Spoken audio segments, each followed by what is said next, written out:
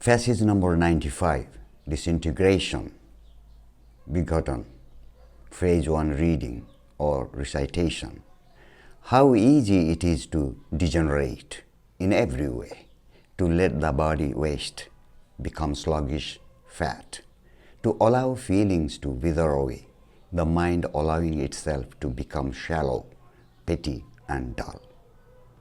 A clever mind is a shallow mind, and it cannot renew itself, and so withers away in its own bitterness.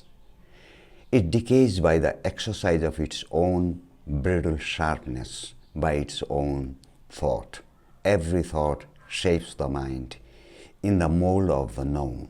Every feeling, every emotion, however refined, becomes wasteful and empty, and the body, fed on thought and feeling, loses its sensibility. It is not physical energy, though it is necessary, that breaks through the wearing dullness. It is not enthusiasm or sentiment which bring about sensitivity of one's whole being. Enthusiasm and sentiment corrupt. It is thought which is the disintegrating factor, for thought has its roots in the known. A life based on thought and its activities becomes mechanical. However smoothly it may run, it is still mechanical action. Action with motive dissipates energy, and so disintegration sets in. All motives, conscious or unconscious, generate from the known, life of the known, though projected into the future as the known is decay. In that life there is no renewal. Thought can never bring about innocency and humility, and yet it is innocency and humility that keep the mind young, sensitive, incorruptible. Freedom from the known is the ending of thought.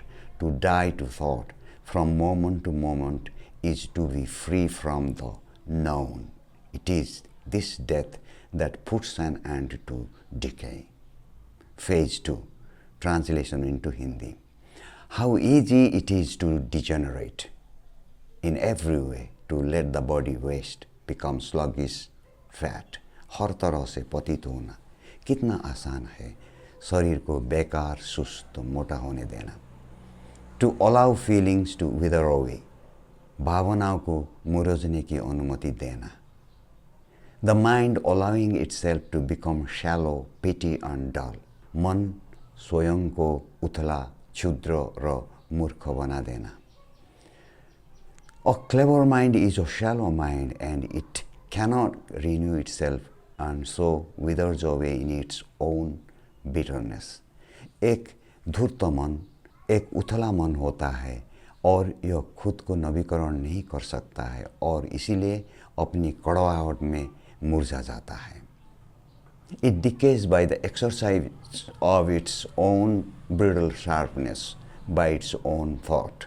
यह अपनी भंगुर, क्षणभंगुर तीक्ष्णता के प्रयोग से अपने ही विचार से क्षय होता है. Every thought shapes the mind in the mold of the known. प्रत्येक विचार ज्ञात के सांचे में मन को आकृति देता है.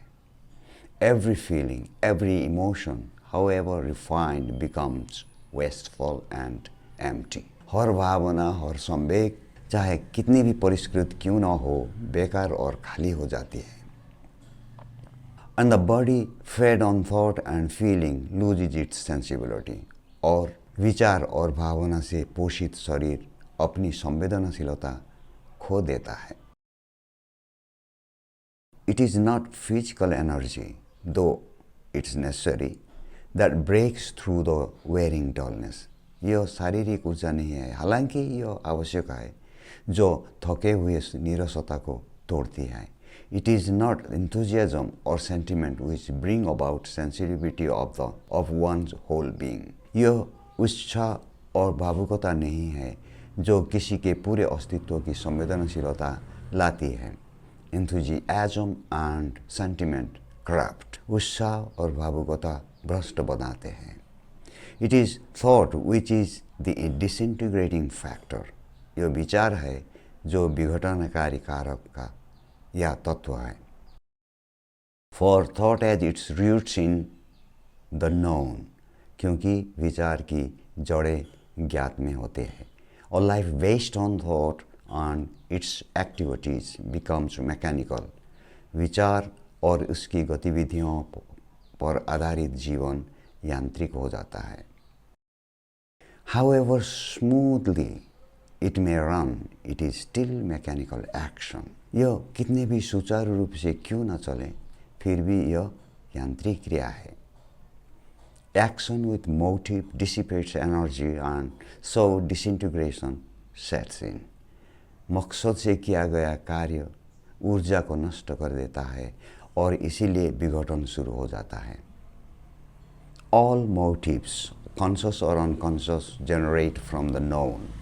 सभी प्रेरक या मकसद चेतन या अचेतन ज्ञात से उत्पन्न होते हैं.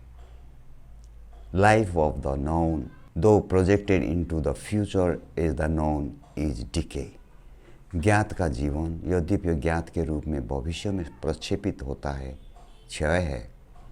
In that life there is no renewal. उस जीवन में कोई नवीनीकरण नहीं होता है. Thought can never bring about innocency and humility. विचार कभी भी मासूमियत और विनम्रता नहीं ला सकता है. And yet it is innocency and humility that keep the mind young, sensitive, incorruptible. और फिर भी यह मासूमियत और विनम्रता ही है जो मन को युवा, संवेदनशील, अविनाशी बनाए रखती है. Freedom from the known is the ending of thought. ज्ञात से मुक्ति विचार का अंत है.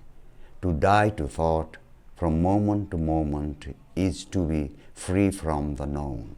विचार के प्रति पल पल मरना ज्ञात से मुक्त होना है. It is this death that puts an end to decay. यह वो मृत्यु है जो क्षय का अंत करती है. Phase 3, Comprehension. Question number 1. How does the text describe the process of degeneration in an individual? पाठ किसी व्यक्ति में पतन अर्थात डिजेनरेशन की प्रक्रिया का वर्णन कैसे करता है? The text describes the ease with which an individual can degenerate physically, mentally, and emotionally, resulting in a sluggish body, withering feelings, and a shallow, dull mind. इस पाठ उस आसानी का वर्णन करता है जिसके साथ एक व्यक्ति शारीरिक, मानसिक और भावनात्मक रूप से पतित हो सकता है, जिसके परिणाम स्वरूप एक सुस्त शरीर, मुरझाई हुई भावनाएं और एक उथला सुस्त दिमाग हो सकता है. Next question. According to the text, what role does thought play in the degeneration of the mind and body?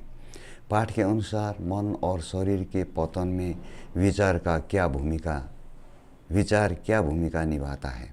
Thought is seen as a disintegrating factor that shapes the mind in the mold of the known and leads to mechanical actions.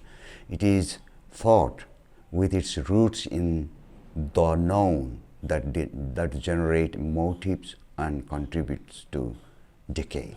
विचार को एक विघटनकारी कारक के रूप में देखा जाता है जो मन को ज्ञात के सांचे में ढालता है और यांत्रिक क्रियाओं की ओर ले जाता है. यह विचार है जिसकी जड़ें ज्ञात में है, जो उद्देश्य उत्पन्न करता है और क्षय में योगदान देता है. What is the impact of action with motive on an individual's energy according to the text? पाठ के अनुसार उद्देश्य के साथ क्रिया का किसी व्यक्ति की ऊर्जा पर क्या प्रभाव पड़ता है? Action with motive dissipates energy and leads to disintegration, undermining sensitivity and renewal. उद्देश्य के साथ किया गया कार्य ऊर्जा का क्षय करता है और विघटन की ओर ले जाता है, संवेदनशीलता और नवीनीकरण को कमजोर करता है। Next question, how is the renewal of the mind and body achieved according to the text? पाठ के अनुसार मन और शरीर का नवीनीकरण कैसे होता है? The text suggests that freedom from the known is necessary to achieve renewal. To be free from the known, one must die to thought from moment to moment. पाठ सुझाव देता है कि नवीनीकरण प्राप्त करने के लिए ज्ञात से मुक्ति आवश्यक है। ज्ञात से मुक्त होने के लिए व्यक्ति को पल पल विचार के प्रति मरना होगा। Qualities like innocency and humility are essential for keeping the mind young and sensitive. मन को युवा और संवेदनशील बनाए रखने के लिए मासूमियत और विनम्रता जैसे कौन से गुण आवश्यक है? Innocency and humility are qualities that keep the mind young, sensitive and incorruptible according to the text. पाठ के अनुसार मासूमियत और विनम्रता ऐसे गुण हैं जो मन को युवा, संवेदनशील और अविनाशी बनाए रखते हैं। Thank you for watching, and if you have any questions or any points to make, please put them down in the comment section. Thank you again.